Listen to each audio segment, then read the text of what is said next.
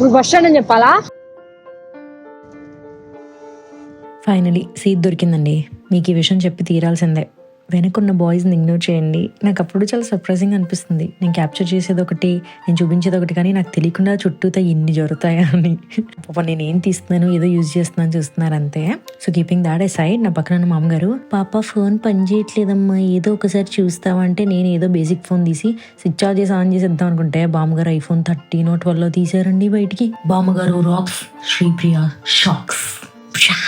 Narasaraopet bus stand reach అయ్యాం. ఇక్కడ నుంచి శ్రీశైలం బస్ తీసుకుని కదా, ఎక్కి ఎక్కడో ఒక చోట దిగాలి. ఆ ప్లేస్ కనుక్కొని చెప్తాను. బట్ అప్పటి వరకు enjoy this journey with me. Hello conductor గారు, ఏంటి అలా లుక్ ఇచ్చారు? టికెట్ తీసుకున్నాం. ఒక వ్లాగ్లో కొండవుతాం కానీ ప్రతి వ్లాగ్లో కొండవుతామా ఏమిటి? మనిషి పుట్టాక పుట్టింది మతము, పుట్టి ఆ మనిషినే వెనక్కి నెట్టింది మతము. తల్లి కడుపులో నుండి వెళ్ళినట్టి మనిషి తలచకురా ఏ చెడ్డగతము. నారాజుగా కురమా అన్నయ్య, నజీరు అన్నయ్య, ముద్దుల కన్నయ్య, హే మన రోజు మనకుంది అన్నయ్య. అనువుగాని చోట నువ్వు అది కూడన్న మాట, అనవద్దునంటనన్న వేమన్న గారి మాట, వినలేద నువ్వు బేట వంగారు పలుకు బాట. హే నారాజుగా కురమా అన్నయ్య, నజీరు అన్నయ్య, ముద్దుల కన్నయ్య, హే మన రోజు మనగుంది అన్నయ్యో.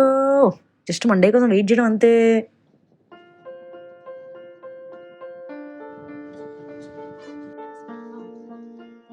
నీలాగానే చాలా సింపుల్ గా ఉంటాను. ఆడంబరంగా 2 hours జర్నీ అయినా కూడా మనకి ఇక్కడ టిఫిన్ ఆపారు. టిఫిన్ కోసం ఆపిన వెంటనే ఏం చేయాలి? వాష్రూమ్కి వెళ్ళాలి. సో వాష్రూమ్కి వెళ్ళి, ఇదేనా మా బస్సు? ఎప్పుడు ఇదో కన్ఫ్యూజన్ అండి బాబు. ఇదేనా మన బస్సు? అది ఎప్పుడు ఇదే కన్ఫ్యూజన్. బస్సు ఆపాక అమ్మో మన బస్సు మర్చిపోతామేమో, వెళ్ళిపోతుందేమో అని.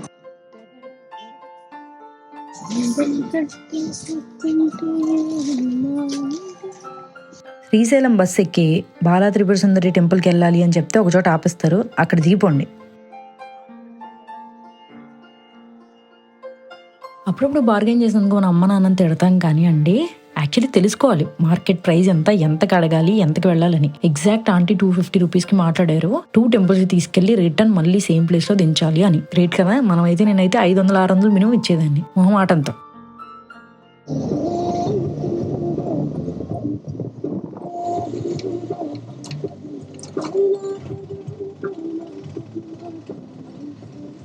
భయ్యాని పాపం ఎవరో బాగా బాధ పెట్టారండి. అన్ని సాడ్ సాంగ్ ప్లే చేసి ఇద్దరం బై భయ్యం.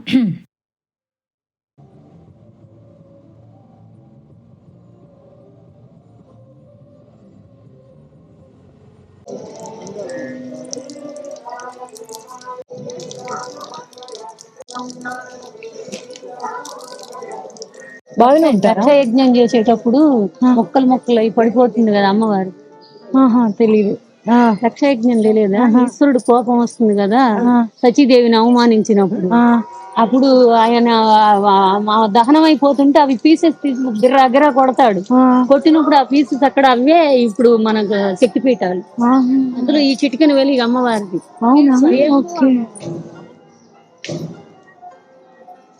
ఈ వృక్షం పేరు కదంబరి వృక్షము. ఒకవేళ మీరు లలిత శాస్త్రం విన్నట్టయినా చదివినట్టయినా అందులో ఉంటాయన్నమాట. కదంబ మంజరి క్లుప్త కర్ణపూర మనోహరి అంటే ఆవిడ చెవులు కదంబరి పువ్వుల్లాగా బ్యూటిఫుల్గా ఉంటాయని. అండ్ కదంబ వనవాసిని అంటే కదంబ ఫారెస్ట్లో ఆవిడ ఉండేవాళ్ళు అని.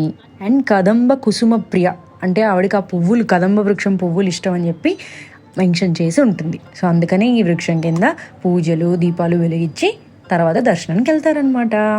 ఇంట్రెస్టింగ్ కదా.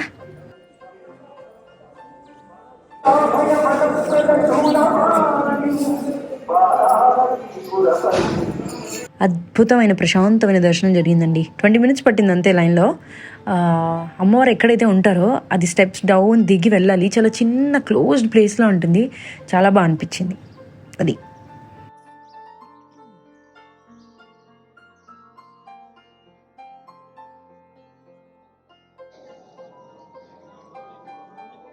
గంటే కొట్టలేదు.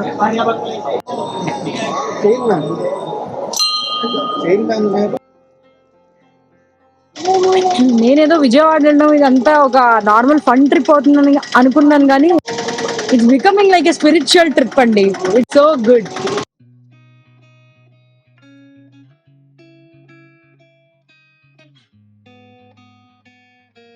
ఏం లేదండి, సింబాలిక్గా కొండెక్కుతున్నా అని చెప్తున్నా. Hello friends. అరే వా,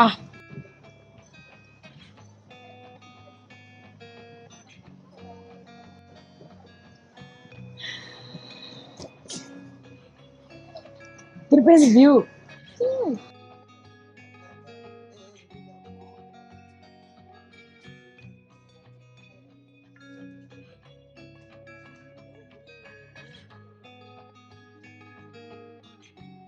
ఆరిపోయిన దీపాలు వెలిగించిన పుణ్యమే. దేర్ సిసిసి అది వచ్చిన విధానంకి నా ఇన్స్టా 360 ట్రైపాడ్లో పెట్టాను కదా, పట్టుకొని ఇట్లా పరిగెట్టుకుంటూ వెళ్ళిపోద్దామని టెన్షన్ పడి అని గోల్ చేశా. పాపం దానికి కంగారు పెట్టి నేను కంగారు పడ్డా. అన్న తీసుకెళ్ళిపోద్దాం అనుకున్నాను.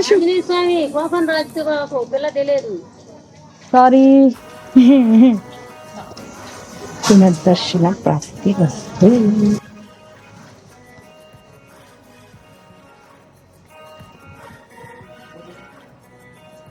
అయిపోయాయి కదా ఇంకా దర్శనాలు.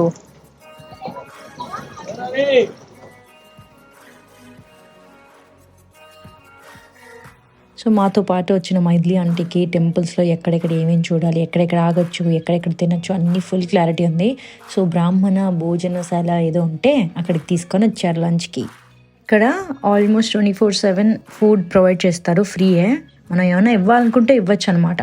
మంచి పద్ధతి కదండి.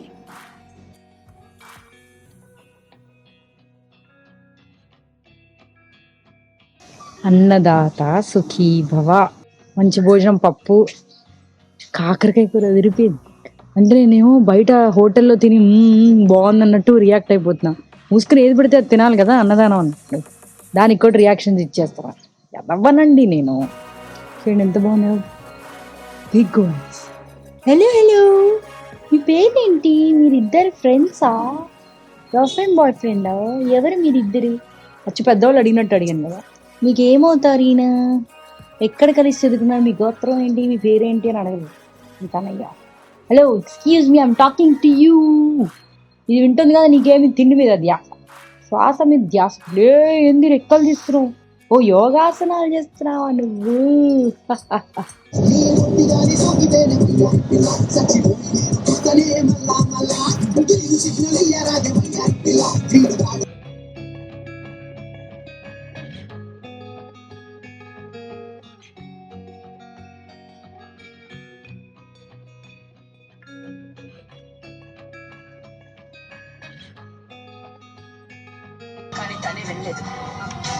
ఆఫీషియల్ గా కాకపోయినా జస్ట్ నాకు ఒక ఫోన్ చేసి చెప్పినా బాగుండేది కదా సార్.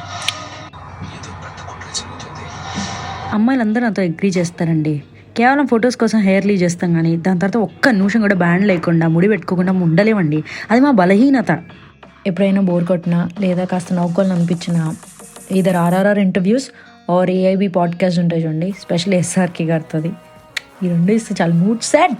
ట్యూషన్ కా స్కూల్ కా ఏంటి ఎక్కడ స్కూల్ బాగుంది.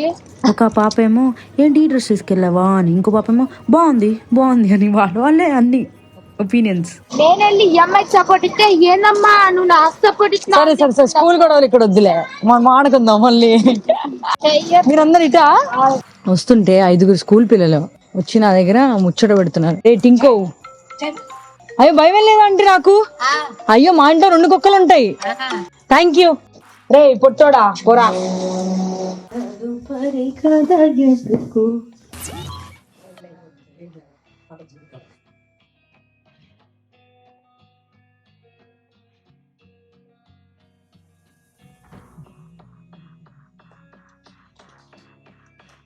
ఎడిటింగ్ చేయాలంటే బద్ధకం వస్తుంది హే, కానీ తప్పదు హే.